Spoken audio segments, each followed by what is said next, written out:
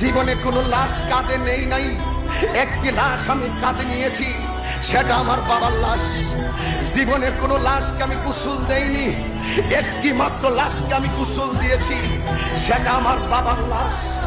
জীবনে কোনো লাশ আমি কবরে নামাইনি, একটি মাত্র লাশ আমি কবরে নামিয়েছি, সেই লাশটি হলো আমার বাবার লাশ।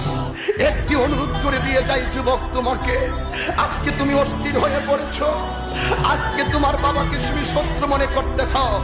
এই বাবা হলো বড় বৃক্ষের মতন, বাবার লাশটাকে কবরে নামিয়ে বাবার মাথার পাশের কাফনটা আমি খুলে বাবার দাড়ির মধ্যে আমি ধরেছিলাম। সেদিন ভেবেছিলাম বাপটা আমার কত সম্পদ, বাপটা আমার কত অনুপ্রেরণা, বাবা আমার কত স্পিরিট, বাবা আমার কত উৎসাহ উদ্দীপনা। জীবনে কোনোদিন বাবার মনে কষ্ট দিও না, জীবনে কোনোদিন মায়ের মনে কষ্ট দিও না। আজকে যারা